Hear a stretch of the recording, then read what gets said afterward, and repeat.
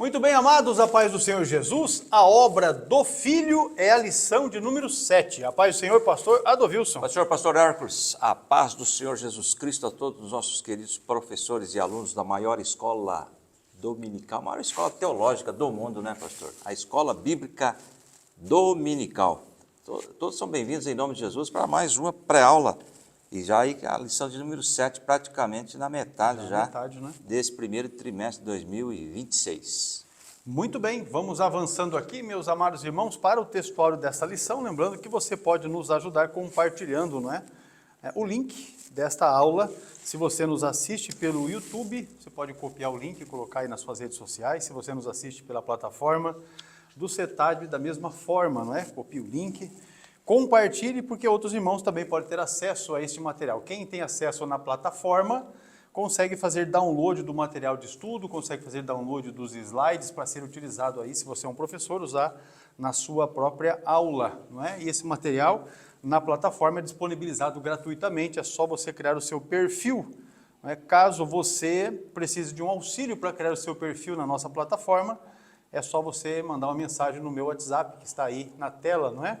43 999 60 8886, e aí eu vou passar para ti o link e as orientações de como você cria o perfil, ainda que seja bem simples, é só você acessar a nossa plataforma, o endereço é online.cetadib.com.br, e aí você clica em entrar, que fica na parte de baixo do seu visor, e aí clica em criar conta. Assim que você fornecer os dados e criar a conta, já estará liberado para ti o acesso ao conteúdo da Escola Bíblica Dominical, com as lições desde meados do terceiro trimestre de 2025, o quarto trimestre de 2025 e todas as lições já deste primeiro trimestre de 2026 até esta, a lição de número 7, que nós estudamos agora, por meio do texto áureo da lição, que está em Filipenses capítulo 2, e o verso de número 9, que diz o seguinte: pelo que também Deus o exaltou soberanamente, e lhe deu um nome que é sobre todo o nome. A verdade prática diz que a humilhação voluntária de Cristo, a sua obra redentora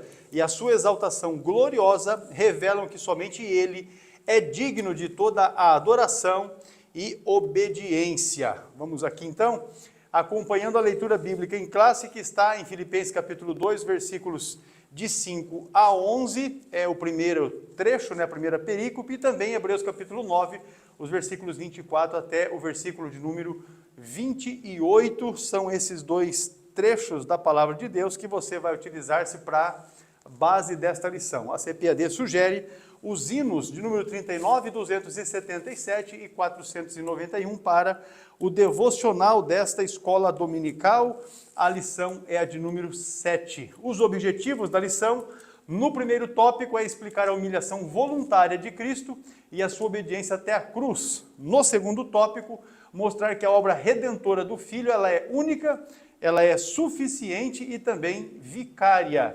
E no terceiro tópico vamos ressaltar a exaltação gloriosa de Cristo, bem como a sua soberania universal. São aí os desdobramentos para cada um dos três tópicos dessa lição, que tem a palavra-chave obra. E o pastor Adovilson já vai apresentar aqui aos irmãos uma definição inicial para esta palavra-chave. Muito bem, a palavra-chave obra. A princípio, nós trazemos aqui uma definição geral segundo a língua portuguesa. A palavra obra tem como sentido geral um trabalho realizado ou a realizar.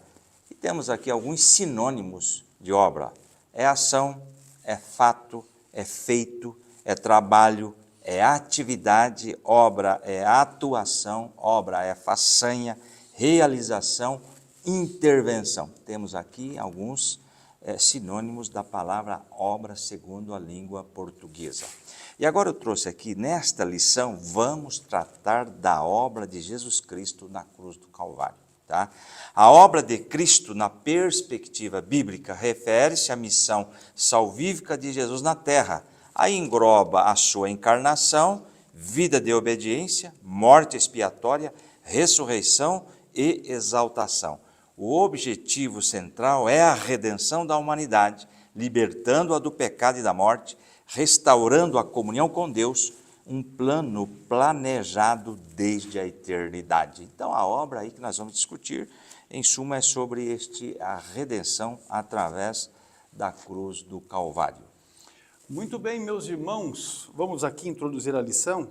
Lembrando que o material de apoio que você vai fazer download traz para ti definições a respeito de humilhação, kenosis, que é esvaziamento, obediência, sacerdócio, redenção, sacrifício, substituição vicária, destra do Pai, exaltação, nome de Jesus, soberania, ontologicamente e também economia divina, que é a ação da Trindade. Além de um estudo exegético sobre Filipenses capítulo 2, versículo 9, que é o textuário da lição.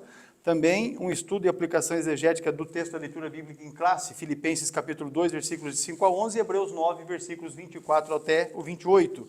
Ainda uma aplicação exegética sobre a palavra-chave, obra, e ainda desdobramento sobre cada um dos 3 tópicos da lição: a humilhação voluntária do Filho, a obra redentora do Filho, a exaltação gloriosa do Filho, por fim, uma definição, aliás, uma dinâmica didática e pedagógica sobre a Santíssima Trindade. Cristologia, obra redentora, humilhação e exaltação do Filho é o tema da dinâmica que você vai poder fazer download acessando a nossa plataforma gratuitamente. Se você já tem o seu perfil, é só fazer o acesso, e se você não tem, você cria o seu perfil e nós vamos prosseguir então com o estudo da lição. Introduzindo, meus irmãos, a lição de número 7, nela, Jesus Cristo, o Filho eterno de Deus, que assumiu uma forma humana, ele viveu uma vida sem pecado. Não é? Essa é uma grande diferença em relação a qualquer um de nós que estamos sobre a terra. Ele não pecou, morreu em nosso lugar, e isso é exatamente a substituição vicária, e ressuscitou vitoriosamente. A sua missão, ela abrange não apenas o perdão dos pecados, mas também a revelação do caráter do Pai e, além disso, a restauração de toda a criação. Esta lição, exatamente a de número 7, ela vai apresentar a profundidade da obra do Filho, abrangendo 3 dimensões: a sua humilhação, a sua redenção e também a sua exaltação. Para tanto, sem delongas, nós vamos aqui já para o primeiro tópico da lição, a humilhação voluntária do Filho. Pastor Adovils. É o tópico e o subponto 1, a submissão de Cristo. Vamos entender o que é isto, certo? Depois do título, eu trouxe aqui uma colocação rápida sobre esta submissão. A submissão de Cristo refere-se à sua obediência voluntária e amorosa à vontade do Pai, esvaziando da sua glória divina para assumir a forma de servo e morrer na cruz.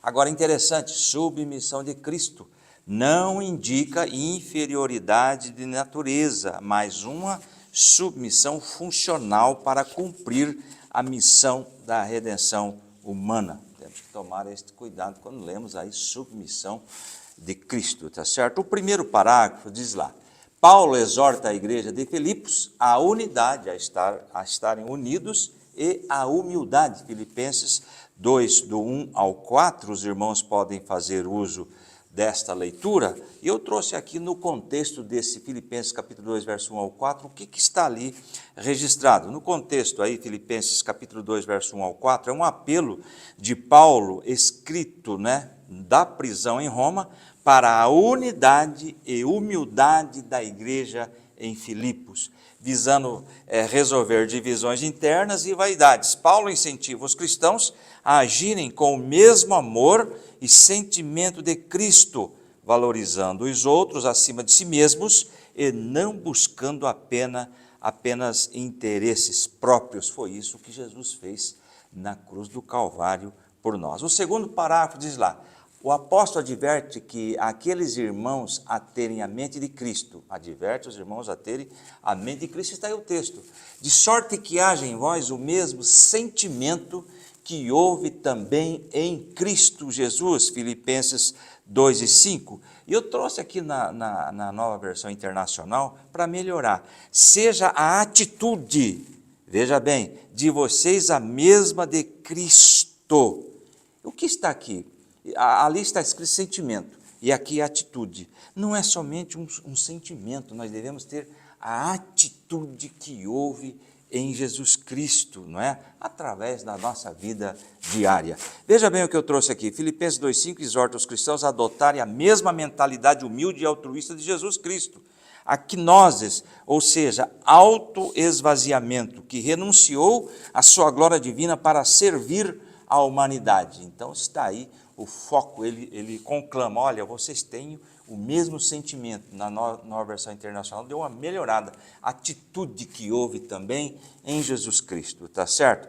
Veja bem, o terceiro parágrafo diz aí, o termo grego traduzido como sentimento é pheroneu, que também significa modo de pensar, viu? E disposição mental. Veja bem que não é somente sentir, né? Portanto, ter o mesmo pensamento, eu trouxe aqui, é uma chamada para que os cristãos adotem um estilo de vida de renúncia, amor prático e humildade, refletindo aí o caráter de Cristo, tem o mesmo sentimento, tem a mesma atitude de Jesus. Olha o quarto parágrafo. Desta forma, os crentes devem assumir o mesmo modo de pensar e viver que foi demonstrado por Cristo. 1 João 2,6 diz lá, aquele que diz que está nele, também deve andar como ele andou. Olha aí a atitude, tá? Daquele que se diz cristão, que é seguidor de Cristo. Eu trouxe aqui,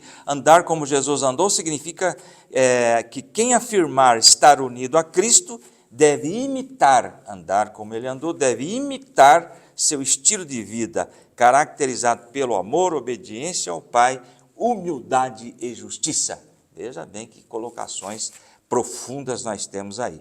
E depois do último parágrafo, né, está aí, refere-se a uma consciência, não é? Esse aí, o mesmo viver de Cristo, uma consciência moldada pela humildade, amor e obediência. João 13,15, porque eu vos dei o exemplo para que, como eu vos fiz, façais vós também. Está aí o texto desse última parte do slide que diz assim, eu trouxe aqui um adendo, aqui nesse texto nós vemos aí o clímax do gesto de Jesus ao lavar os pés dos discípulos, está inserido no contexto, né? E ele estabelece o serviço humilde, de amor incondicional como marca principal do discípulo. O texto ensina que a fé cristã é prática, exigindo imitação da atitude do servo de Cristo. Não está aqui colocando uma nova doutrina dos lava-pés, não é? Mas sim o sentimento de humildade para atender o nosso próximo, ao nosso irmão, com amor, conforme ele faz e fez também na época. O outro slide diz lá, a submissão de Cristo, imitar a mente de Cristo, significa renunciar ao egoísmo, o eu, não é? Buscar o bem do próximo e viver para a glória de Deus, aos Romanos 12:2. E não sede conformados com este mundo, mas sede transformados pela renovação do vosso entendimento, para que experimenteis qual seja a boa, agradável e perfeita vontade de Deus. Transformai-vos pela renovação da vossa mente. O oposto de conformidade é a metamorfose. Não se conforme, não entre na forma, mas que haja mudança. A metamorfose é uma mudança profunda e interna que começa no pensamento, substituindo a mentalidade humana pela de Deus através da sua palavra. Esse último parágrafo desse slide. Como cristãos, somos chamados não apenas a crer em Cristo, mas a pensar e agir como Ele. Olha lá Mateus 11:29. Tomai sobre vós o meu jugo, aprendei de mim. Olha aí. De mim, que sou manso e humilde de coração, e encontrarei descanso para as vossas almas. Aprendei de mim, né? Significa tornar-se discípulo de Jesus, adotando o seu caráter. Eu quero ensinar, aprenda do mestre, ele está dizendo. Eu sou o mestre, aprendam de mim. Muito bem, falando sobre a humilhação voluntária do Filho, subponto 2, fala do esvaziamento da sua glória. O apóstolo Paulo, ele recorda que Jesus, sendo em forma de Deus, não teve por usurpação ser igual a Deus. É o que está registrado em Filipenses, capítulo 2 e também o versículo 6. Sendo ele igualmente Deus, porque Jesus e Deus são uma única divindade, não é? Compartilhando a mesma natureza do Pai, ele preferiu privar-se dos seus direitos, não da sua divindade, porque são duas pessoas. Ele mesmo disse, eu e o Pai somos um. Em divindade são um, porém pessoas distintas. Trata-se de um contraste com o primeiro Adão. O primeiro Adão, o que nós temos lá em Gênesis capítulo 3, versículo 5, ele almejou ser igual a Deus. Enquanto Cristo, o segundo Adão, sendo Deus, Aleluia. ele preocupou-se com o bem-estar dos outros. O alvo, o objetivo de Jesus foi exatamente distinto do primeiro Adão. Veja Filipenses capítulo 2, o verso de número 4 diz: não atente cada um para o que é propriamente seu, mas cada qual também para o que é dos outros. Jesus teve exatamente esta preocupação com a situação dos outros. A expressão aí, sendo em forma de Deus, indica uma natureza essencial, ou seja, uma natureza da mesma essência. Deus, Jesus e o Espírito Santo possuem uma mesma essência, compartilham da mesma divindade, ainda que manifesto em pessoas distintas, não é? Já temos reverberado a respeito disso desde a primeira lição deste trimestre. Então, nós vamos verificar que isso não diz respeito à aparência externa de Cristo. Ele é eterno, ele é consubstancial com o Pai, ou seja, compartilham da mesma substância, ele também compartilha plenamente da divindade, é o que nós lemos em João capítulo 1 e versículo 1, compartilha da mesma natureza divina com o Pai. Portanto, ele não buscou igualdade com Deus, porque de fato ele já era Deus, não é? Ele simplesmente se esvaziou para, conforme diz o texto aí de Filipenses 2, a parte B do versículo 4, buscar o bem dos outros, não é? E aí nos alcançou, graças a Deus, né? Esta realidade, ela é confirmada quando Jesus, o Filho, nós estamos falando exatamente da obra do Filho, né? Quando o Filho aniquilou-se a si mesmo, tomando a forma de servo. Capítulo 2 e versículo 7, diz assim, mas aniquilou-se a si mesmo, tomando a forma de servo, fazendo-se semelhante aos homens. Você observa que ele quis, ele fez, ele se aniquilou, ele tomou a forma, foi ele. Não é? Ninguém o subjulgou para que o Filho, Jesus Cristo, fizesse, mas ele quis, não é? Não foi algo imposto. Isso então nos dá a compreensão de que esvaziou-se voluntariamente, que é exatamente a explicação do termo grego kenosis, que assumindo a natureza humana, na forma de servo, ele realizou essa grandiosa obra redentora. E nós podemos, além deste texto de Filipenses 2, versículo 7, nós também podemos ver isso em a epístola aos Hebreus, capítulo 4, e o versículo de número 15, que traz o seguinte, porque não temos um sumo sacerdote, referindo-se a Jesus, que não possa compadecer-se das nossas fraquezas, porém um que, como nós, em tudo foi tentado, mas sem pecado. Então você observa exatamente esse autoesvaziamento, e aí você estabelece, não é, esse contraste que nós temos na Bíblia entre o primeiro Adão, que quis ser Deus, e Jesus, que já era Deus, mas que simplesmente deixou de lado. O termo grego que nós temos aí na lição, kenosis, não significa que Cristo deixou de ser Deus, porque isso é um pensamento teológico que está aí, né, desde o terceiro século praticamente, tentando em algum momento se levantar por meio de algumas seitas, não é? Ele nunca deixou de ser Deus, ele sempre foi Deus, desde a eternidade ele já estava com Deus, é o Filho unigênito, nós já estudamos também a respeito desse conteúdo aqui na escola dominical.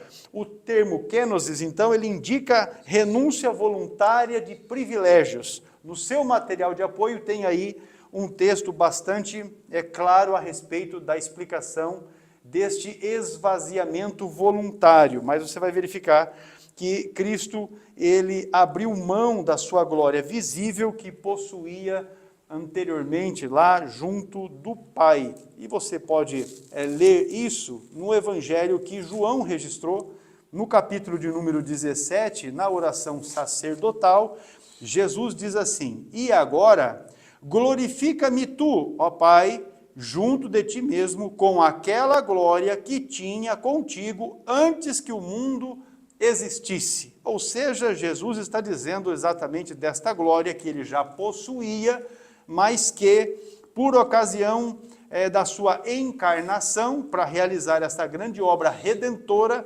ele abriu mão, ele esvaziou-se, ele aniquilou-se a si mesmo. É exatamente isso que o termo kenosis, que está aí, tanto em Filipenses 2,7 quanto em Hebreus 4,15, quer dizer para cada um de nós. Ao tomar a forma de servo, conforme nós temos o texto de Filipenses 2:7, ele assumiu plenamente a natureza humana. Nesse sentido, sujeitou-se às limitações da condição humana, identificou-se com aqueles que veio para salvar. Cada um de nós, foi essa a identificação de Jesus ao deixar a sua glória e encarnar. Pastor Adovils, vamos lá, subponto 3. Isto. Obediência sacrificial até a cruz. Muito bem, temos aí o texto, né? Esse primeiro parágrafo. A obediência de Cristo foi plena, desde a encarnação até o Calvário. Na forma de homem, humilhou-se a si mesmo, sendo obediente até a morte de cruz. Filipenses 2:8, o pastor já comentou algo sobre isto. Mas eu quero fazer aqui uma outra colocação. Obediência até a morte. A obediência de Jesus em Filipenses 2:8 não está aí na lição, é um adendo.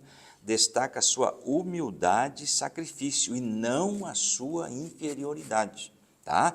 Na deidade, ele se humilhou sendo Deus para obedecer ao Pai como homem, com o objetivo de salvar a humanidade. Portanto, a obediência é um ato funcional temporário no contexto da encarnação, que continua a sua divindade ao demonstrar sua perfeita comunhão e amor com o Pai. Então, não existe a inferioridade com relação a essa obediência, né? O segundo parágrafo diz lá, né, ele desceu à condição mais humilde. Agora vocês imaginem o Deus do universo se rebaixar a humanidade, ao humano. Então é isso que nós estamos entendendo aqui. Há um ser que sofre, há um ser que tem fome, tem sede, tem angústias. Então isso, ele desceu à condição mais humilde e morreu como servo. Olha 2 Coríntios capítulo 8 e verso 9. Porque já sabeis a graça de nosso Senhor Jesus Cristo, que sendo rico, olha aí, por amor de vós se fez pobre, se tornou humano, para que pela pobreza enriquecesseis. Eu não duvido não se alguém aqui da teologia da prosperidade isolar esse versículo, está vendo? Aí, para nós ficarmos ricos. Aí eu trouxe aqui o que é essa riqueza. 2 Coríntios 8:9 ensina que Jesus, sendo rico em glória divina, tornou-se pobre. O que é essa pobre? Humano e sofredor, para enriquecer os fiéis, mas não é com dinheiro, com dólar, com riquezas espirituais e riquezas eternas. Então a pessoa pode fazer aí uma interpretação equivocada e trazer aí para esse terreno da prosperidade, não é? Olha o terceiro parágrafo. Em obediência ao Pai e em favor dos pecadores, submeteu-se à humilhação de cruz, Hebreus 12:2, olhando para Jesus, autor e consumador da fé, o qual pelo gozo que lhe estava proposto, suportou a cruz. Ele, como Deus, já sabia o que viria depois. Suportou a cruz, desprezando a afronta, assentou-se à destra do trono de Deus. A cruz como vergonha. Olha aqui, eu marquei algo. A cruz não era apenas a dor física, mas uma forma mais extrema de vergonha e humilhação, já é na época romana. Jesus, obediente ao Pai, ignorou, ou seja, desprezou essa vergonha para cumprir a missão de salvação. Veja bem a humildade de Jesus de se tornar homem, se tornar humano. E veja bem, tem uma colocação interessante nesse versículo: pelo gozo que lhe estava proposto, suportou a cruz. Ele sabia que viria depois. E é um exemplo para nós, eu marquei aqui. Foco no futuro, não é? Jesus suportou a cruz olhando para o resultado glorioso, a reconciliação com a humanidade com Deus, o cumprimento das profecias, a derrota do mal e o seu retorno à glória ao lado do Pai. Um exemplo para nós, irmãos. A luta virá, mas nós teremos sim um grande prêmio que nos será dado. Tudo isso nós devemos suportar para chegar à glória eterna. Veja bem, continuando aqui, revela a Escritura que o primeiro Adão trouxe condenação pelo pecado, claro. E Cristo, o segundo Adão, trouxe justiça por meio da sua perfeita obediência, Romanos 5,19.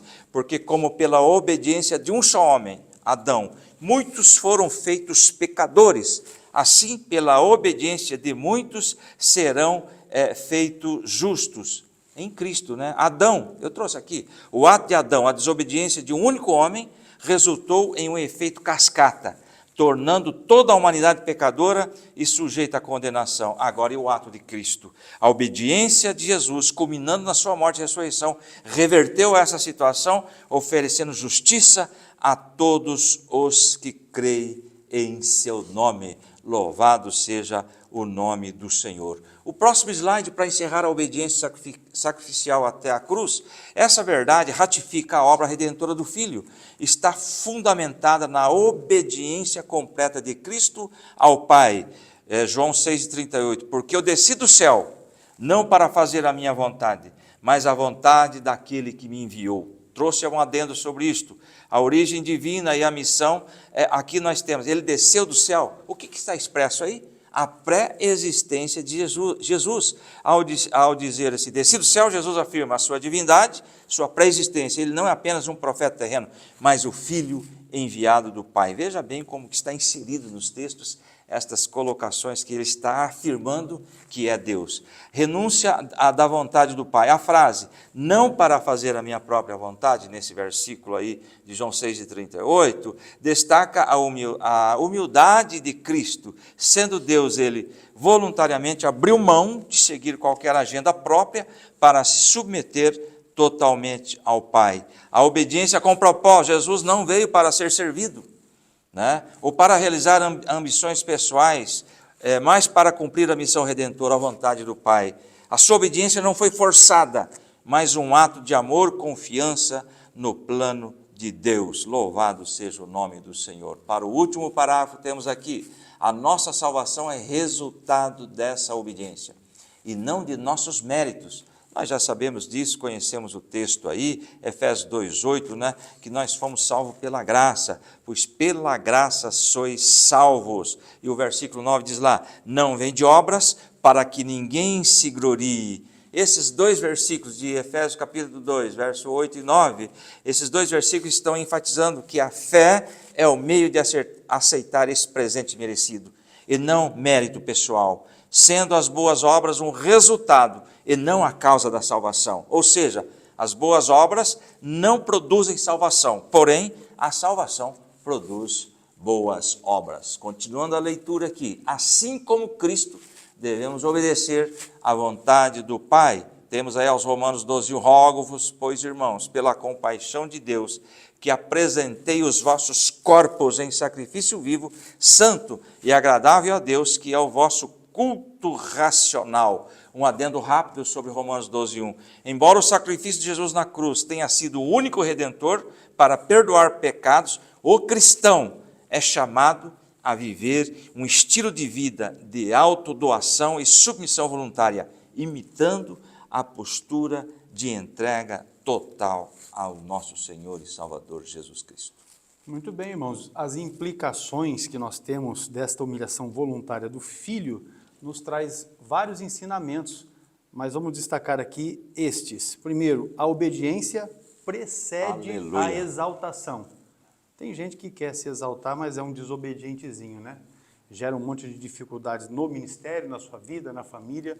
Primeiro, é importante você ser obediente, porque ela precede a exaltação. Glória a Deus. Outro aspecto, a verdadeira grandeza nasce exatamente da humildade. E acho que se nós tomarmos Jesus como nosso exemplo, e este é o maior exemplo, nós vamos aprender exatamente isso, que a verdadeira grandeza nasce da humildade, porque sendo Deus, ele se esvaziou e se fez homem, não é isso? E, por fim, servir é parte essencial da vida cristã. Se alguém diz que é cristão e não consegue servir, precisa rever a sua concepção de cristianismo, porque Eu digo bem assim, se não serve para servir, então não serve para nada. O cristão é mais ou menos isso daí. Tanto que o apóstolo Paulo, conforme o texto que o pastor Adovilson destacou, de Romanos 12, verso 1, ele faz um rogo, ou seja, ele faz uma convocação peremptória, dizendo para o povo assim, ó, apresenteis os vossos corpos em sacrifício vivo. É essa a perspectiva de fé do apóstolo Paulo, e é essa exatamente a perspectiva de vida que Jesus quis nos ensinar quando, deixando, não é, a glória do Pai, ele veio a esta terra e se fez homem, passando por todas as misérias que qualquer ser humano passa, com exceção de não haver pecado, não é? Assim como Cristo se submeteu à vontade do Pai, o cristão, cada um de nós, somos chamados também para vivermos em obediência. E viver em obediência não para ser salvo, porque tem quem fala que para ser salvo precisa viver em obediência. A obediência deve ser uma característica daqueles que já são salvos, porque tem uma quantidade significativa de crente, aspas, nesses crentes, que vivem uma vida bem desordenada, não é isso? Então, quem é salvo deve exalar o bom perfume de Cristo por uma vida de obediência à palavra do Senhor. Sintetizando, meus irmãos, o tópico primeiro da lição, esta humilhação voluntária do filho revela, primeiro, que a sua submissão foi consciente e também amorosa. Uma outra questão que nós temos aqui, o seu esvaziamento foi por uma função, porque ele queria realizar uma grande obra, e aí a salvação, a redenção da humanidade, e por fim a sua obediência foi tanto plena quanto sacrificial, não é? Ele de fato deixou a glória do Pai e veio a esta terra, e aqui ele se ofereceu como sacrifício, não é? Para que o nosso pecado pudesse ser apagado, removido, não é isso? E isso aconteceu na cruz do Calvário. Esta humilhação não diminuiu a glória do Filho, antes preparou o caminho para a exaltação soberana, porque aí ele recebeu um nome que está acima de todo nome. E isso vai ser tratado na lição seguinte. A humilhação do Filho revela a sua submissão, o seu esvaziamento, bem como a sua obediência até a cruz. Vamos aqui para um intervalo, que será rapidinho, você fique atento aí aos recados que nós temos em relação ao CETADB e nós já voltamos na sequência. Até mais.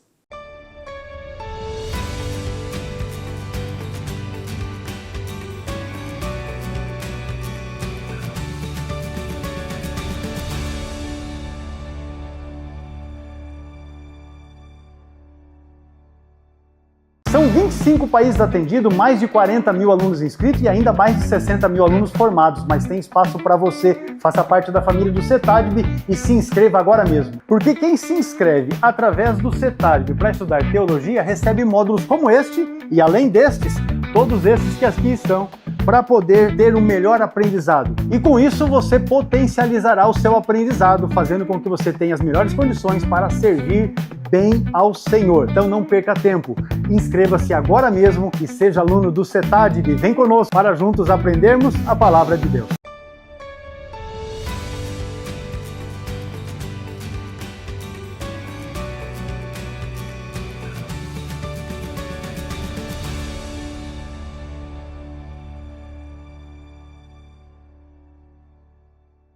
Tópico 2, amados, a obra redentora do Filho é o assunto que nós vamos estudar a partir de agora. Fique ligadinho, não tire os seus olhos do seu dispositivo. Não sei se você está nos acompanhando pelo celular, se você está nos acompanhando por um tablet, por um computador, enfim. Fique ligado, tem muita coisa boa ainda na lição. A ineficácia do sacerdócio levítico é o assunto do subponto 1, pastor Adovilson. Muito bem, o tópico 2, não é? O subponto 1. Veja bem o que está nesse primeiro parágrafo. O sumo sacerdote entrava no Santo dos Santos uma vez por ano, né? No dia da expiação, está aí no Yom Kippur, levando sangue alheio, ou seja, sangue de animais, para fazer propiciação por seus próprios pecados e pelos do povo.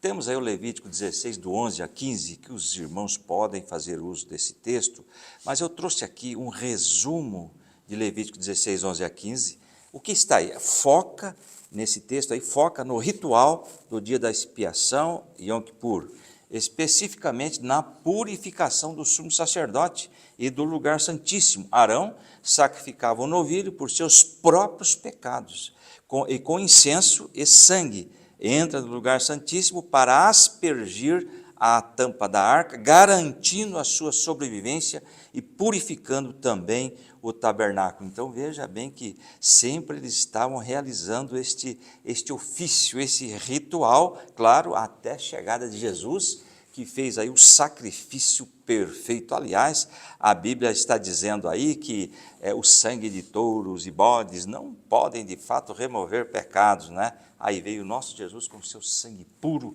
carmesim, e realizou o sacrifício perfeito sem precisar ser repetido, né? O segundo parágrafo diz aí, esse sacrifício era repetido anualmente, porque não era suficiente para remover o pecado, Hebreus 9:25, nem também para si mesmo se oferecer muitas vezes como sumo sacerdote, cada ano entra no santuário com o sangue alheio. Então veja bem, eu creio que o ofício de sacerdote na época, ele chegava em casa, olha, eu ofereci sacrifício para tantas pessoas hoje, e depois passava um tempo, olha, mais sacrifícios, e isso era uma constante.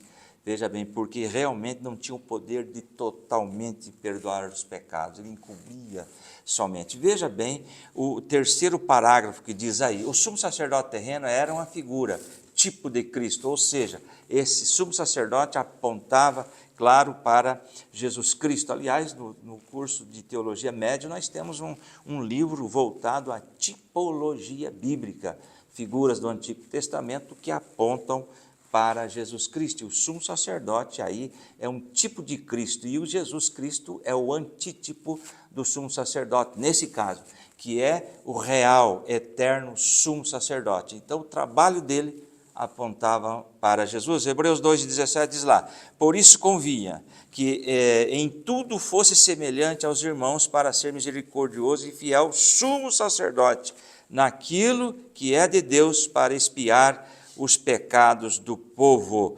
Então, aqui eu trouxe um adendo, né, de Hebreus 2:17, é a necessidade da encarnação de Jesus para atuar como sumo sacerdote, humano, misericordioso e fiel. Ele se tornou semelhante aos humanos para sofrer, ser tentado e realizar a propiciação pelos pecados, capacitando-o a socorrer os fiéis. A passagem enfatiza que Jesus não apenas veio, mas viveu como homem, para nos representar diante de Deus, porém, sem pecado. Veja bem, nós queremos ler aí essa primeira linha do último parágrafo. O santuário terreno era uma sombra, não é? Sombra aos Hebreus aí, capítulo 8 e versículo 5, diz assim, os quais servem de exemplo e sombra das coisas celestiais, como Moisés divinamente foi inspirado, estando já para acabar o tabernáculo, porque foi dito, olha, faze tudo conforme o modelo que no monte se te mostrou. Então nós entendemos aqui, irmãos, essa questão de sombra refere-se ao sistema de adoração do Antigo Testamento, tabernáculo, sacrifício, sacerdócio levítico, ou seja, as leis cerimoniais da época, que funcionava como uma figura imperfeita ou esboço de uma realidade maior, a celestial, encontrada em Jesus Cristo. Não temos tempo hábil para comentar sobre o tabernáculo, todos os utensílios, todo o material usado, tem toda aí uma tipologia apontando para Jesus, riquezas que viriam, o Antigo Testamento sombra, não é? E o Novo Testamento é a realidade, é a substância que foi realizado tudo o que era sombra no Antigo Testamento. E tudo aponta para Jesus Cristo, a luz do mundo, o pão da vida, enfim, várias colocações nós temos aí com relação ao tabernáculo. Continuando a leitura, mas Cristo entrou no céu mesmo para interceder por nós diante do Pai. Aos Hebreus 8:1 e o 2, 8:1, ora, assuma que temos dito, e que temos um sumo sacerdote tal que estará assentado nos céus à destra do trono e da majestade. Ou seja, o sacrifício foi feito uma vez. Por isso que o título está aí nesse slide. a ineficácia do sacerdote levítico passou. Agora Jesus é o nosso sumo sacerdote. O versículo 2 de Hebreus 8, ministro do santuário e do verdadeiro tabernáculo, o qual o Senhor fundou, e não o homem, louvado seja o nome do Senhor. O outro slide ainda continua sobre a ineficácia do sacerdócio levítico, que era uma sombra do sacerdócio, o sumo sacerdócio que Jesus assumiria. Veja bem, a entrada única de Cristo no santuário, com o seu próprio sangue, veja bem que não era sangue dos outros, né? Conforme apresentava os animais que doavam o seu sangue involuntariamente para fazer sacrifício. Agora o nosso Jesus, ele leva o seu próprio sangue voluntariamente, não é? A entrada única de Cristo no santuário com seu próprio sangue nos assegura uma eterna redenção, Hebreus 9:12, nem por sangue de bodes e bezerros, mas por seu próprio sangue entrou uma vez no santuário, havendo efetuado uma eterna redenção. Olha o que diz aí também, queridos, no último parágrafo: por ser imperfeito, o sacerdócio levítico, está aí, foi substituído por um superior, o sacerdócio de Cristo. Lembrando, pastor, que nós estamos comentando aqui muito sobre Hebreus, aos Hebreus. O autor aos Hebreus, ele escreveu para o povo judeu que se converteu ao cristianismo. Em determinado momento, eles queriam retroceder às antigas práticas.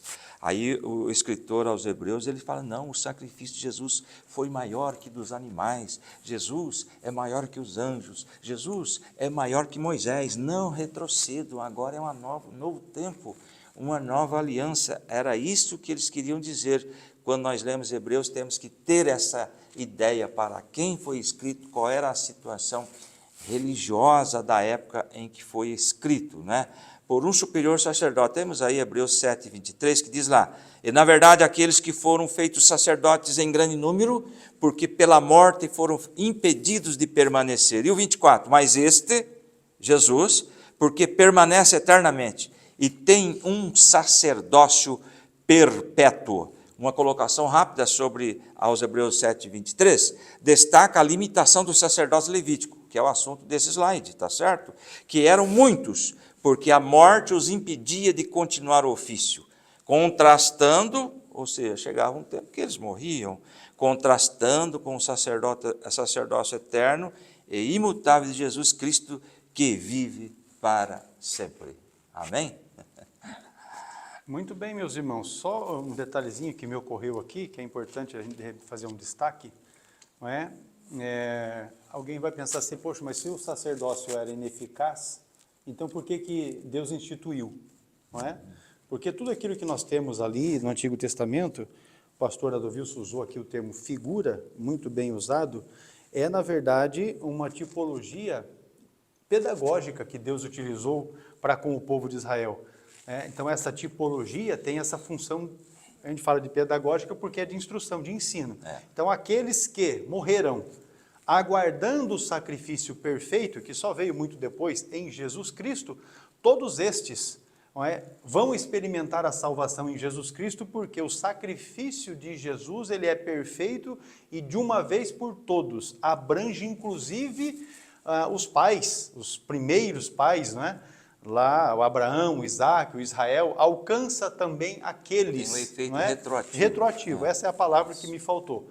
Então, era eficaz para aquele momento, porém apontava para algo pleno que aconteceria e que de fato aconteceu em Jesus Cristo. Por isso que a gente fala, a lição aborda como a ineficácia do sacerdócio levítico, porque o de Jesus foi feito uma única vez e nunca mais precisou ser feito. Exato. Já esse sacrifício levítico, o indivíduo tinha que todo ano comparecer diante do sacerdote e ali oferecer o sacrifício pelos seus pecados. Então, essa é uma questão que a gente precisa deixar aqui bem claro para os irmãos.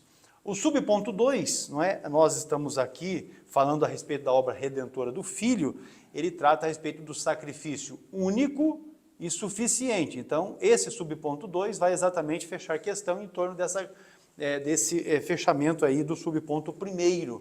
Na antiga aliança, no Antigo Testamento, ofereciam-se sacrifícios continuamente pelo pecado, exatamente por esta ineficácia que nós acabamos de mencionar aqui e que estão descritas. Podemos aqui irmos direto para o texto de Hebreus, capítulo 9, o versículo 25, diz assim, ó, nem também para a si mesmo se oferecer muitas vezes, como o sumo sacerdote cada ano entra no santuário com sangue alheio.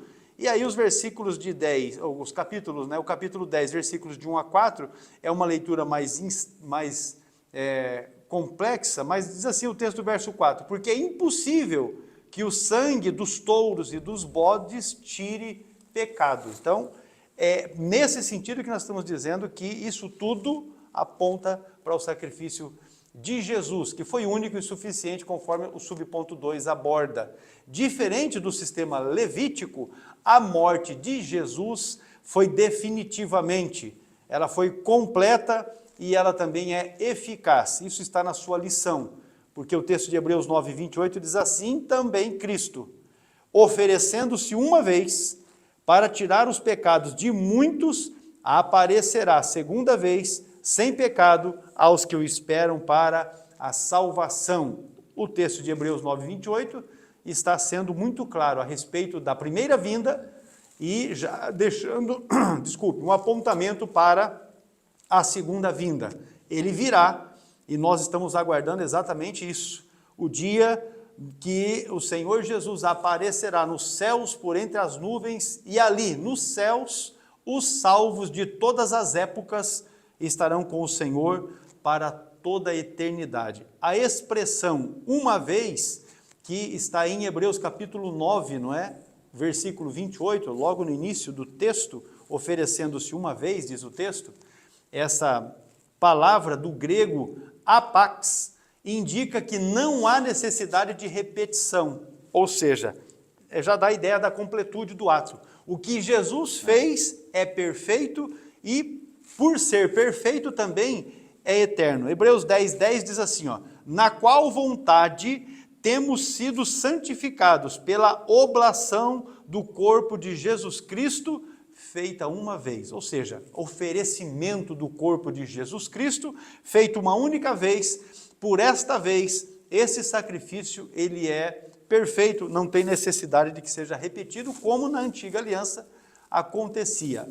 Ou seja, aqui, está também na sua lição, a salvação não é por causa dos méritos, ou porque alguém tenha ali, porque se esforçou, porque se empenhou, porque fez algum benefício para alguém, não é? A salvação não é por esse motivo, também não é pela questão ritual, porque o indivíduo, um levava um bode, outro levava um touro, outro levava um carneiro, outro levava, enfim, e tinha aqueles que eram pobrezinhos que só conseguia levar um par de rolinhas, não é? Então não é pelo ritual, mas a salvação ela é plena e ela é gratuita, alcançada exclusivamente pela fé na obra consumada por Jesus. No tópico primeiro da lição, o pastor Adolfo mencionou o texto de Efésios capítulo 2, versículos 8 e 9, pela graça sois salvos mediante a fé, e isso não vem de vós, é dom de Deus, não vem das obras, para que ninguém se glorie. Mas veja, João também menciona nesse sentido, no capítulo 19, o versículo 30, ele diz exatamente assim, ó, e quando Jesus tomou o vinagre, disse, está consumado. E inclinando a cabeça, entregou o Espírito. Quem crê nesta obra consumada por Jesus, este alcança salvação. Cristo, ao morrer, ao entregar a sua vida por nós, rasgou o véu que separava o homem da presença de Deus. E para que não ficasse dúvida a respeito disso, o véu não se rasgou de baixo para cima, mas foi exatamente o contrário, foi de alto para baixo, porque pode ser de que alguém fosse ali, desse um jeitinho e puxasse rasgando, mas não, foi lá de cima, e considere que era uma altura relevante. Mateus 27, 51, o texto diz, e eis que o véu do templo se rasgou em dois, de alto a baixo, e tremeu a terra, e fenderam-se as pedras. Isso no exato momento em que Jesus entregou o seu Espírito, quando ele consumou a obra. Não há outro meio de salvação. Nenhuma outra oferta ela é necessária, ela é exigida. E também não há nenhum outro nome que deva ser ovacionado, adorado, buscado. Entenda como você quiser, não há outro nome. Apenas o nome maravilhoso de Jesus. Nele há toda a suficiência. O Calvário é suficiente. Jesus, ele é tudo, ele nos é suficiente. Atos 4, verso 12 diz: e em nenhum outro há salvação, porque também debaixo do céu nenhum outro nome há dado entre os homens pelo qual devamos ser salvos. Então, tem aí um monte de líderes de religiões, das mais diversas, que chamam para si algum tipo de autoridade. Porém, estes são vazios em si mesmos, porque esses morreram e os seus resquícios estão em alguma sepultura, em algum lugar do mundo, não é? Porém, Jesus Cristo, o nome que é sobre todo nome, ele vive, porque ressuscitou. Glória a Deus. Pastor Adovilson, a substituição vicária. É o último tópico aí, né? O tópico 3 do subponto 2, tá certo? Ou melhor, tópico 2 é o último tópico, aqui o tópico 3, a substituição vicária. Veja bem, trouxe um adendo antes de entrarmos aqui, o que é vicário? A morte vicária. Morte vicária de Jesus ou expiação substituta ou substitutiva, né? É o conceito bíblico de que Cristo morreu voluntariamente na cruz em lugar dos seres humanos pecadores, recebendo o castigo que eles mereciam, que nós merecíamos. Vicário significa substituto, ou o que substitui outra pessoa, o que faz às vezes do outro, isso é vicário, tá certo? Então está aí a definição. Em troca, permitiu a reconciliação com Deus, justiça divina e perdão dos pecados. Ou seja, Jesus morreu em nosso lugar, morte vicária. Está aí no nosso slide, a expressão vicária vem do latim vicarius, que significa em lugar de outro. A substituição vicária é inseparável da justiça divina. Temos aí Romanos 3 e 26. Mas no presente demonstrou a sua justiça, a fim de ser justo e justificador daquele que tem fé em Jesus. O que é isto? Trouxe um adendo aqui, não está na lição. A substituição vicária é a inseparável justiça divina, porque ela corresponde à pergunta: como Deus Santo pode perdoar pecadores sem renunciar à sua própria justiça? Resposta: é Deus dá o seu Filho para assumir a culpa. Assim, a cruz é o lugar onde a justiça de Deus, a punição e a misericórdia de Deus, salvação, se encontram. Isso aqui é impressionante, eu vou ler de novo, tá? A cruz é o lugar onde a justiça de Deus, ou seja, a punição está lá, e a misericórdia de Deus, a salvação está lá, se encontram. Então ele deu uma oportunidade para o pecador olhar para Jesus, aceitar o sacrifício vicário de Jesus e ser perdoado. Está aí este assunto de suma importância também, tá certo? Veja bem, o pecado não pode ser ignorado e precisa ser punido. Romanos 5, 21, para que assim como o pecado reinou a morte, também a graça reinasse pela justiça para a vida eterna, por Jesus Cristo, nosso Senhor. Romanos 5, 21 conclui um contraste entre Adão e Cristo, afirmando que assim como o pecado reinou pela morte, a graça reina soberanamente pela justiça de Jesus para a vida eterna. Esta é a colocação aí de Romanos 5, 21. Veja bem o segundo parágrafo.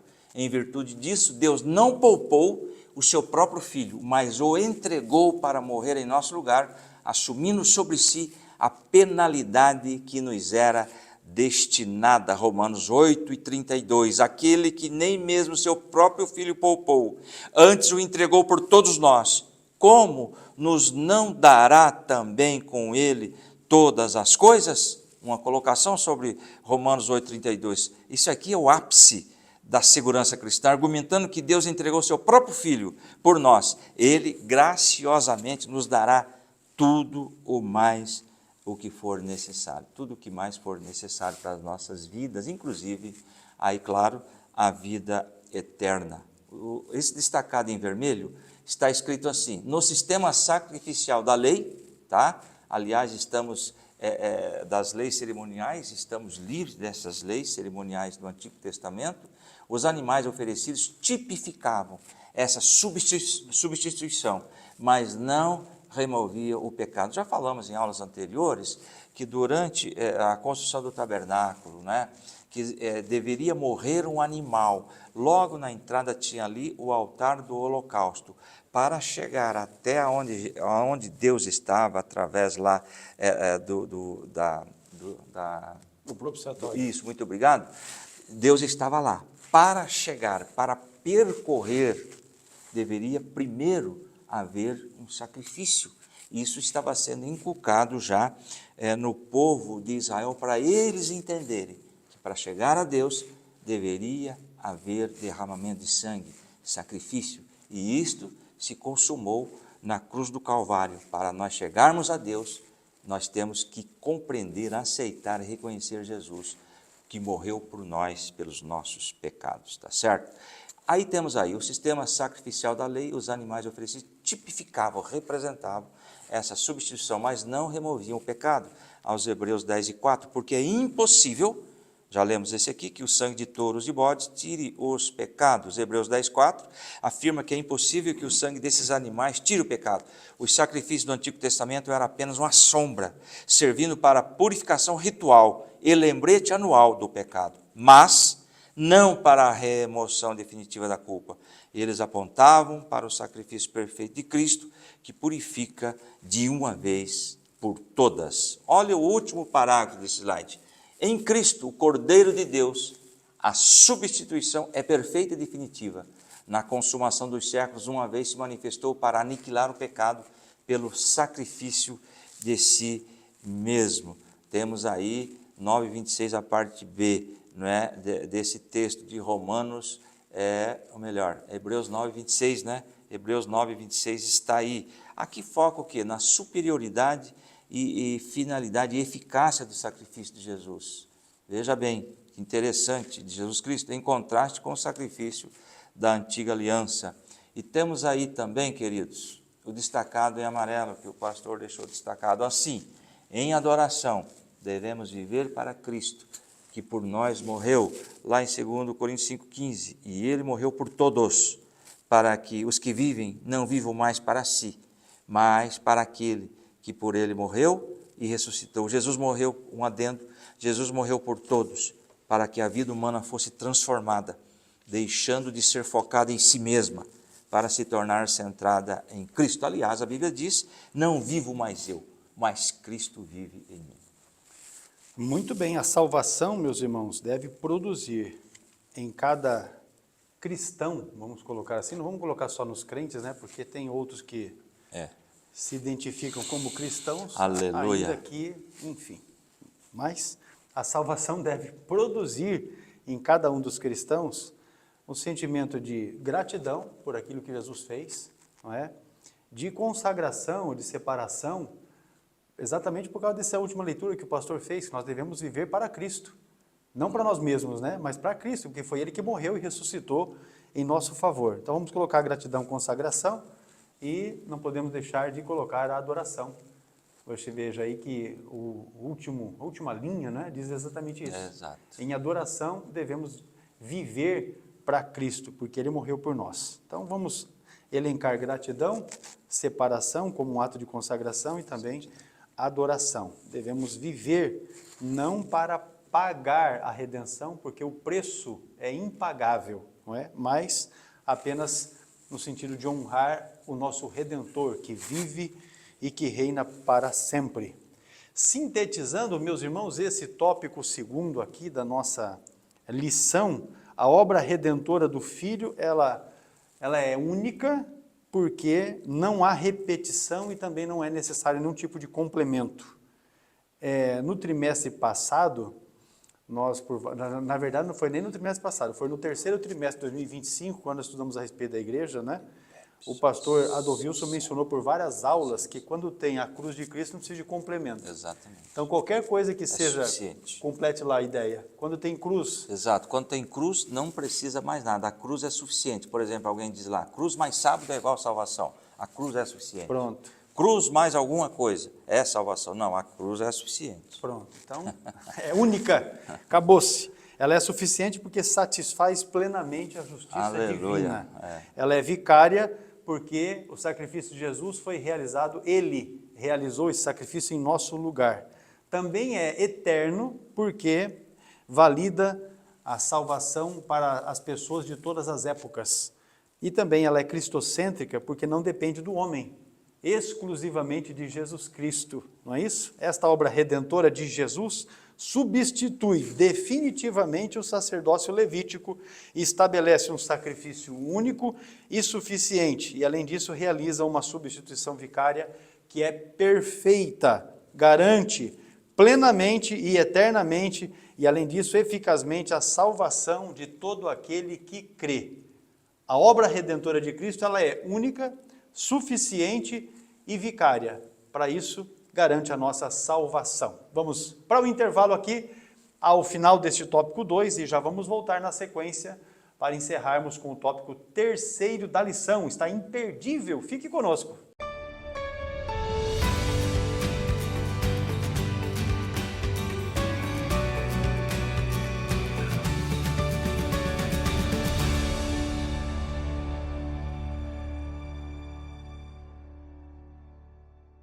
Muito bem, meus irmãos, eu tenho recebido muito a pergunta assim, como é, pastor, que eu consigo ser um bom líder? Ter vontade é suficiente? Eu digo que ter vontade é importante, mas não é tudo, você precisa se qualificar e se preparar. E é nesse sentido que nós, através do CETADB, entramos em cena, porque nós preparamos para você as melhores opções de curso, tanto de teologia básico, médio e avançado, quanto cursos para formação e capacitação ministerial. Então são materiais didáticos que farão com que você consiga desenvolver as suas habilidades, potencializando assim o seu aprendizado e fazendo com que você consiga exercer o ministério de liderança com eficiência, com eficácia. Nesse sentido, então, procure a nossa secretaria e verifique como você consegue ser aluno do CETADB ou mesmo como você consegue implantar uma turma, um núcleo aí na sua igreja. Vem conosco para juntos aprendermos a palavra de Deus.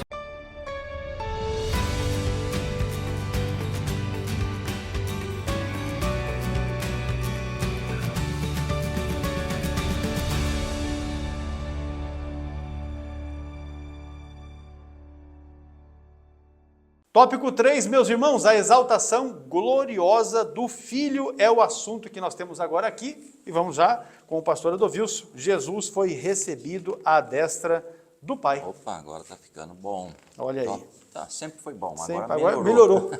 O que já era bom agora ficou melhor. Ficou melhor. É isso aí. Recebido à destra do Pai, vamos entender isso. Após a sua humilhação voluntária, o Filho foi entronizado nos céus com glória eterna. Tem o texto aí. Pelo que também Deus o exaltou soberanamente. É aí o trecho de Filipenses 2,9, a parte A do versículo. Trouxe aqui um adendo. Por isso também Deus o exaltou soberanamente. O ponto de virada da Epístola da Alegria, né, de Filipenses, marcando a transição agora da humilhação voluntária de Cristo, versículos 6 e 8, para a sua exaltação gloriosa pelo Pai. Aí é o ponto, é a chave agora. Veja bem o segundo parágrafo. A exaltação de Cristo está ligada à sua obediência perfeita, Filipenses 2,8, e achado na forma de homem, humilhou-se a si mesmo, sendo obediente até a morte e morte de cruz. E olha o outro parágrafo também. E o verbo exaltou aí, está aí no grego, o pastor arrisca falar? Hipiripsosen. Pronto, está aí, denota uma elevação acima de toda a medida. Eu trouxe aqui exaltação por Deus, tá? Por isso também Deus o exaltou sobremaneira. Após Jesus demonstrar completa humildade e obediência, Deus o elevou. Essa exaltação o elevou a uma posição suprema de honra e autoridade. Louvado seja o nome de nosso Senhor e Salvador Jesus Cristo. Cristo não apenas venceu a morte, mas foi exaltado à posição de supremo do universo. E olha aqui o quinto parágrafo. Ocupou o lugar de honra à destra do Pai, símbolo de autoridade, glória e soberania, aos Hebreus capítulo 1 e versículo 3, o qual sendo o resplendor da sua glória e a expressa imagem da sua pessoa, e sustentando todas as coisas pela palavra do seu poder, havendo feito por si mesmo a purificação de nossos pecados, aí lá, assentou-se à destra da majestade nas alturas. O que significa essa assentou-se à destra? Trouxe aqui, não é? Compartilha, o que significa? Ele compartilha Jesus, a glória do Pai, governando como rei e juiz, superior a todos os anjos. Estar à direita de Deus Pai significa compartilhar o mesmo poder, a mesma glória e a mesma autoridade divina. É o lugar de mais alta distinção no céu. Isto, irmãos, que é ocupar aí à direita de Deus, tá certo? Está, eu creio que está bem explicado com relação a esta colocação, tá certo? E está ali, ó, estar assentado ali expressa o reconhecimento divino da obra completa do Filho. João 17, 14 e 15, os irmãos podem estar usando esse texto. Continuando aí no próximo slide, pastor Herpes, tópico 3.1, recebida a destra de Deus, Cristo não apenas voltou para o céu, ele assentou-se no trono, Apocalipse 3 e 21, ao que vencer, dar-lhe-ei, ou melhor, ao que vencer, lhe concederei, na outra tradução diz, né? Concederei que se assente comigo no meu trono, assim como eu venci e me assentei com meu Pai no seu trono. Vamos entender isto. E agora, nós vamos ser reis também? Vamos lá. Apocalipse 3 e 21 promete aos cristãos fiéis, os vencedores, a honra suprema de compartilhar o governo, a autoridade e glória de Jesus no seu reino, simbolizado por assentar-se no seu trono. Agora eu trouxe aqui uma observação, cuidado com isso. Essa promessa não implica igualdade de divindade, mas sim a delegação de autoridade real, assim como Jesus se assentou com o Pai. Ou seja, tem os limites aí, senão alguém vai falar, nós somos deusinhos agora. Somos deusinhos na terra. Agora, veja bem, a sua exaltação garante o nosso acesso à presença de Deus. Depois do terceiro parágrafo, vamos lá. Ele intercede por nós, Romanos 8,34. Quem os condenará? Aqui uma pergunta. Pois é Cristo quem morreu, ou antes quem ressuscitou dentre os mortos, o qual está à direita de Deus, olha aí, direita de Deus, honra, não é? E também intercede por nós. E eu trouxe aqui, Jesus estar à direita de Deus significa que ele ocupa a posição de autoridade máxima, soberania e poder, reinando após concluir a obra da salvação. Interceder por nós significa que ele atua como nosso mediador, defensor e sumo sacerdote. Olha a outra colocação aí, e reina como rei dos reis, Apocalipse 19, 16, e no manto e na sua coxa tem escrito este nome, Rei dos reis, Senhor dos senhores, Rei dos reis. O que significa? A soberania suprema e autoridade absoluta sobre todos os governantes terrenos, nações e poderes do universo. Este título afirma que o reinado de Cristo é superior, eterno e vitorioso, superando qualquer império humano, rei acima de todos os reis que existiram na terra. Muito bem, meus irmãos. Deixa eu só colocar uma questão aqui a respeito de assentar-se no trono, não é? À destra do Pai, especificamente aí. Se você quiser, eu fiz um estudo a respeito de trono, a respeito exatamente desse tema, porque estamos estudando a lição, não é? Sobre a Santíssima Trindade. Está aqui, ó, a Santíssima Trindade, e eu recebi a seguinte pergunta: pastor, lá na glória tem um trono ou são três? Um para o Pai, um para o Filho e um para o Espírito Santo? Nós temos a resposta e se você quiser, eu tenho um estudo pronto, eu posso encaminhar para ti pelo WhatsApp. É só você mandar uma mensagem para o número que está na sua tela, 43 999 60 8886, e eu vou encaminhar para ti um PDF com a explicação a respeito dessa questão de um trono ou três tronos. Porque, infelizmente, Nós temos pessoas ditas catedráticas dentro da nossa denominação que estão se confundindo com esta questão de tripessoalidade da Trindade, não é? 3 pessoas da Trindade. Tem gente que é doutor, é mestre no nosso meio, está se perdendo nessa questão. E aí imagino a dificuldade que os irmãos mais simples acabam tendo também em relação a isso. Então, para dirimir essa questão, eu fiz um estudo que está na mão.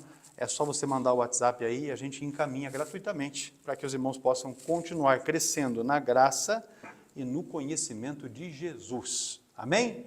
Subponto 2, um nome acima de todo nome é o que você tem aí no subponto 2. Não é? O significado bíblico para esta questão de nome. Isso é interessante. Cristo recebeu de Deus Pai um nome, que é sobre todo nome, conforme você lê em Filipenses capítulo 2, versículo 9. O texto diz assim, ó, pelo que também Deus o exaltou soberanamente, e lhe deu um nome que é sobre todo o nome. Soberanamente, que é aquele termo difícil do grego, né? Hyperipsosen, é um superlativo intensivo que indica elevação suprema, exaltação acima de toda e qualquer medida, colocação em posição incomparável. Foi isso que Deus fez com Jesus, lhe atribuindo um nome. Não é? Na Bíblia, o nome carrega um sentido de caráter e autoridade, tanto que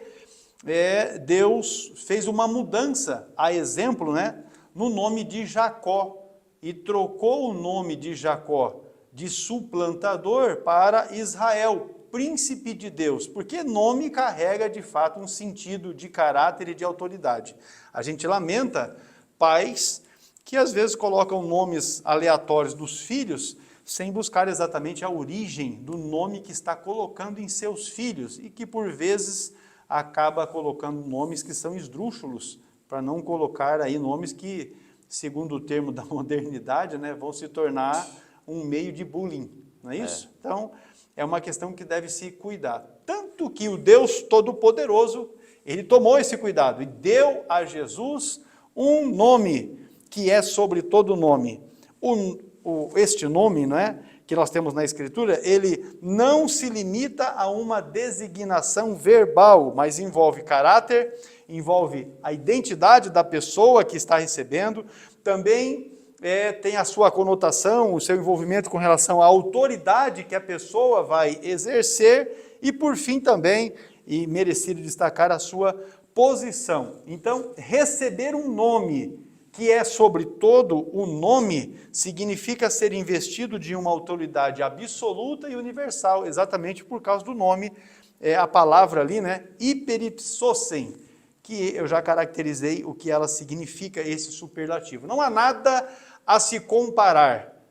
O nome de Jesus está acima de tudo isso. Desta forma, então, dizer que Cristo recebeu um nome que é sobreexcelente, a Escritura afirma que nenhuma autoridade, seja visível ou seja invisível, se compara ao seu poder e à sua posição. Tanto que, quando você invoca o nome de Jesus, até os demônios nas trevas, esses se submetem ao nome de Jesus.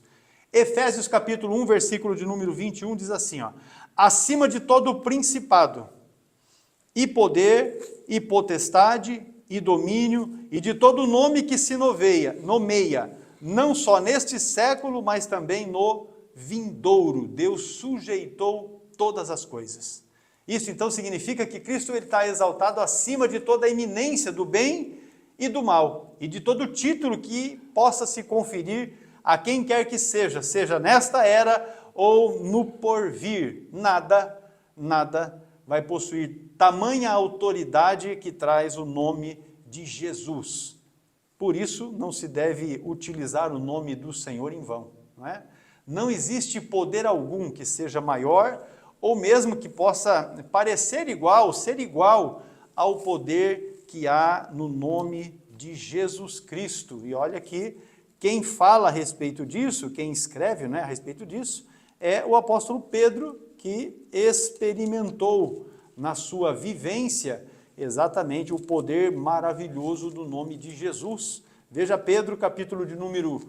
primeira epístola de Pedro, eu estou na terceira, mas vamos para a primeira aqui. Capítulo 3, o versículo de número 22, o texto diz exatamente assim, ó, o qual está à destra de Deus, tendo subido ao céu, havendo-se-lhe sujeitado os anjos e as autoridades e as potências. Ou seja, tudo está sujeito ao nome de Jesus. Não existe, então, poder igual nem superior ao de Jesus Cristo. Portanto, o nome de Jesus não é apenas um símbolo de fé, mas uma fonte real de autoridade espiritual. O Senhor delegou à igreja o uso do seu nome para curar, para libertar, para pregar, para vencer as forças do mal. Se não, leiamos o texto de Marcos, não é? Marcos, capítulo de número 16, os versículos 17, esse é o texto da grande comissão, não é?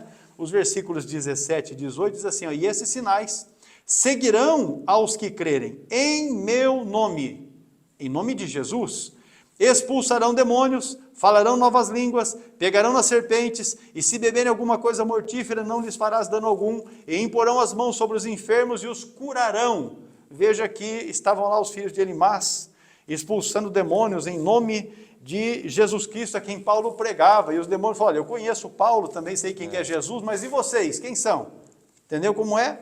Então, quem vai se apropriar do nome de Jesus? Aqueles que de fato têm essa relação de intimidade com o Senhor, que crê de fato em Jesus. Estes sim podem usufruir desta autoridade que o nome de Jesus confere. Essa autoridade, ela não é nem mágica e muito menos autônoma. É a anotação que está no seu material de apoio, aí que você vai fazer download.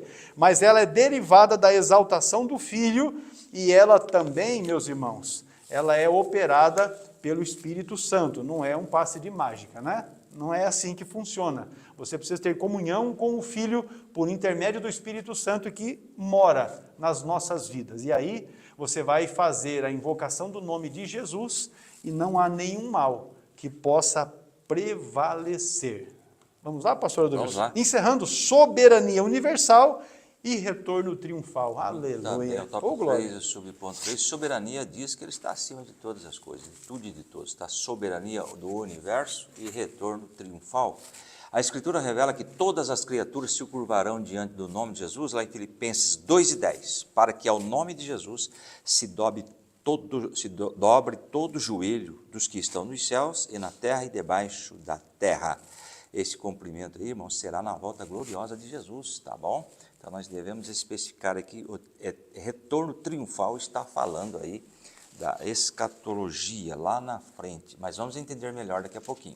Essa verdade aponta para a plena soberania de Cristo, está aí Atos 2:36, saiba, pois com certeza toda a casa de Israel, que esse Jesus, a quem vós crucificastes, Deus o fez Senhor e Cristo, soberano sobre tudo. Em Atos 2:36, trouxe aqui um adendo, não está aí, afirmar que Jesus é o Senhor, do grego Kyrios, significa reconhecer que Deus ressuscitou e exaltou Jesus, concedendo-lhe autoridade suprema, soberania sobre o universo e domínio sobre a igreja. É uma declaração de que Jesus é dono, mestre e rei, exigindo submissão, obediência e adoração, aí no que se refere a esta palavra aí, soberania. Tá? O terceiro parágrafo começa assim, a confissão universal de Jesus Cristo, que Jesus Cristo é o Senhor, se dará de duas maneiras, voluntária, ou a pessoa, aceita Jesus, movido pelo Espírito Santo, movido pela pregação do Evangelho, voluntariamente ele vai aceitar a fé, por aqueles que creem e servem a Jesus como Salvador, não de maneira forçada. Encontramos isso em Romanos 10:9, a saber, que se com a tua boca confessares ao Senhor e em teu coração creres que Deus o ressuscitou dentre os mortos, serás salvo. E o versículo 10, visto que com o coração se crê para a justiça e com a boca se faz confissão para a salvação. Agora tem outra maneira aí também, a confissão universal e aqueles que creem e servem a Jesus Cristo como Salvador. E agora, a compulsória. O que seria isto, querido? É como se fosse imposto, uma obrigação, seria forçado. Empurrado goela abaixo. Exatamente. Num português bem por aqueles que rejeitaram. Então, tem a forma voluntária e agora a forçada. Por aqueles que o rejeitaram, mas que o reconhecerão em juízo. Ou seja, todos saberão, a humanidade toda saberá quem é Jesus. Romanos 14:11, porque está escrito, como eu vivo, diz o Senhor, que todo joelho se dobrará diante de mim, e toda língua confessará a Deus. E Romanos 14:11, eu trouxe um adendo, o texto aponta para a submissão universal a Jesus Cristo, abrangendo todos, tanto crentes quanto não crentes, por isso que está falando aí, de maneira compulsória. Você não leu o 12. Isto. Você leu até o 11. O 12 assim, de maneira que cada um de nós dará conta de si mesmo a Deus. Pronto. Todos. Aleluia. Indistintamente. E temos aí também Filipenses 2:11. Toda língua confessa que Jesus Cristo é o Senhor para a glória do Deus Pai. Agora, aqui, irmão, o significado de toda língua confessará, Filipenses 2:11, é um reconhecimento universal. A expressão toda língua aí engloba todos os seres criados do universo. Nos céus, anjos santos, na terra, a humanidade viva, e debaixo da terra aí, os mortos, e podemos colocar aí também até os demônios, reconhecerão, ou seja, toda língua confessará que Jesus é o Senhor. O último parágrafo desse texto diz lá, Hebreus completa a visão escatológica da soberania de Cristo, afirmando que ele voltará para levar para si os que esperam. Hebreus 9:28. Assim também Cristo, oferecendo-se uma vez para tirar os pecados de muitos, aparecerá a segunda vez sem pecado aos que o esperam para a salvação. E olha, tem uma outra referência importante aí que eu quero comentar, Mateus 24:30. Então aparecerá no céu o sinal do Filho do Homem, e todas as tribos da terra se lamentarão, e verão o Filho do Homem, vindo sobre as nuvens do céu, com poder e grande glória. Temos que ter cuidado, queridos. Mateus 24:30 está se referindo à volta de Jesus depois dos 7 anos da grande tribulação, em que ele descerá no Monte das Oliveiras, todo o olho o verá, e ele virá em poder e grande glória. Portanto, a segunda vinda de Jesus está dividida em duas fases. A primeira no arrebatamento, que só os santos o verão. Depois de 7 anos, todo o olho o verá. Mateus 24:30 se refere a esse tempo escatológico. Ainda sobre este assunto, tópico 3, o subponto 3, no próximo slide, pastor Hércules, a soberania universal do retorno triunfal. Sua glória será reconhecida por todos, para a salvação ou para condenação. Aí que está a resposta daquela palavrinha também compulsória aí que nós lemos. João 14:2, na casa do meu pai há muitas moradas. Tem um texto aí, ele voltará triunfante para buscar a igreja e reinar eternamente. Aqui tem um adendo, pastor, que eu creio que muitos poucos sabem. Na casa do meu pai há muitas moradas. Se não fosse assim, eu vou-lo teria dito, vou preparar-vos lugar. E o versículo 3 de João 14, e quando eu for vos preparar lugar, virei outra vez e vos levarei para mim mesmo, para que onde eu estiver, estejais vós também. Agora, veja bem, eu vou preparar lugar. Onde? Na cruz de Cristo. Veja bem que interessante, na casa do meu pai há muitas moradas, se não fosse assim, eu vou preparar lugar. Aqui ele está falando antes da sua crucificação. E o versículo 3, quando eu for preparar lugar, virei outra vez e levarei para mim mesmo, para que onde eu estiver, estejais vós também. Olha o que eu trouxe aqui. Em João 14:2-3, Jesus consola os seus discípulos antes da crucificação, afirmando que vai para o Pai preparar lugar. Na casa há muitas moradas, é o céu. Essa preparação que ele está se referindo é a sua morte, é a sua ressurreição, a ascensão que abre o acesso ao Pai. A promessa central é que ele voltará para levar os fiéis, assegurando a união eterna com ele. E temos aí Apocalipse 11:15, não é? O 7º anjo tocou a sua trombeta, E ouve-se no céu grandes vozes que diziam: os reinos do mundo vieram a ser de nosso Senhor e do seu Cristo, e ele reinará para todo o sempre. Soberania universal e retorno universal de Jesus. Muito bem, diante de tudo o que está acontecendo na atualidade, aí me refiro ao ano de 2026, isso não só considerando a realidade de Brasil, como a expectativa que há no mundo todo, não é? Nós vamos fechar aqui esse tópico da nossa lição, quando nós estamos estudando, tratando a respeito da exaltação gloriosa do Filho. Nós vamos dizer que esta exaltação gloriosa nos assegura, como igreja, algumas verdades. E aí, nós temos aqui 4 destaques. O primeiro deles, confiança no governo soberano de Deus. Nada foge ao controle de Deus. Tudo o que está acontecendo é segundo a permissão de Deus, segundo a sua vontade soberana. Nada está fora do controle de Deus. Às vezes você perdeu o controle da sua vida, mas Deus está no controle de tudo e tudo vai acontecendo conforme a permissão dele. Outro aspecto que nós temos aqui, ousadia espiritual no uso do nome de Jesus.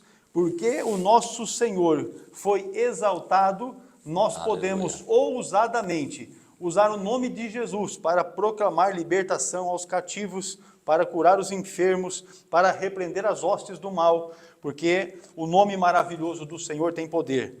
Terceiro aspecto que eu quero mencionar aqui, a esperança viva na volta do Senhor. Estamos aguardando exatamente o arrebatamento da igreja, não é? Este retorno do Senhor Jesus para encontrar-se com a sua igreja santa e gloriosa.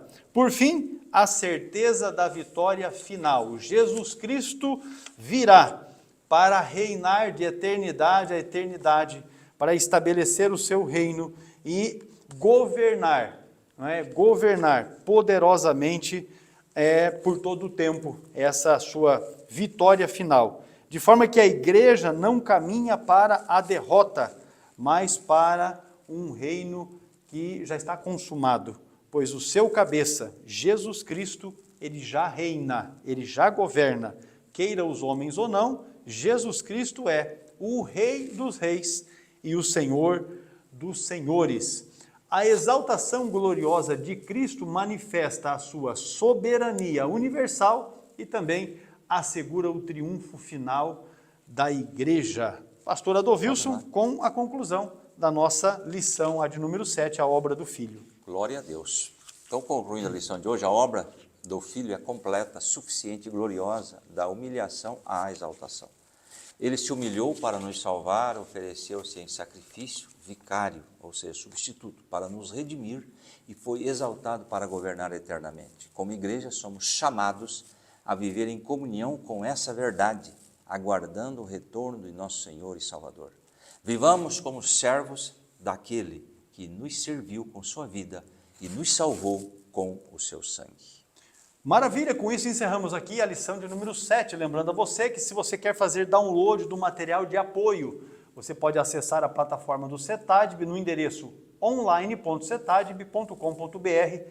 Se você não tem o seu perfil ainda, você clique no botão entrar. Se você está usando o celular, na parte de baixo tem entrar. Se você está num computador, num tablet, na parte de cima tem entrar. Você clica ali e aí cria a sua conta. Tem um botão criar conta, você fornece ali os dados que vão ser solicitados. Quando você criar a conta, já automaticamente está liberado gratuitamente o acesso da plataforma para o material da Escola Bíblica Dominical. E aí você vai ter todas as aulas desse trimestre estão à disposição, as aulas para você assistir, o material de apoio, os slides, os comentários, está tudo ali gratuitamente para você. E claro que você pode nos ajudar compartilhando também esta aula, não é? Esta lição com outros irmãos e irmãs que você conhece, que estejam desejosos de estudar ou que porventura sejam professores da Escola Bíblica Dominical trabalhando com a classe de adultos. Nós estamos aqui sempre prontos para ajudar e também se você ficou com dúvidas, se precisa esclarecer algum aspecto, no material de apoio tem aí o meu WhatsApp pessoal, mas também vamos deixar aqui na tela, 43 999608886. Se você ficou com dúvida, é só encaminhar e a gente vai responder. Pode colocar também no comentário aí da aula, porque a gente também responde pelos comentários, tanto no YouTube como aqui no acesso através da plataforma, tá joia? Deus abençoe você, sua família, sua casa, que o nome maravilhoso de Jesus seja exaltado na sua vida por meio das realizações. A paz do Senhor a todos. Muito bem, lembrando que a lição 8, pastor, nós vamos comentar sobre a terceira pessoa da Trindade já. Começa a estudar sobre o Espírito Santo. Isso, esteja conosco, em nome de Jesus. A paz do Senhor Jesus Cristo a todos e querendo Deus, estaremos juntos na lição ou na pré-aula da lição de número 8, em nome de Jesus. Forte abraço a todos. Amém.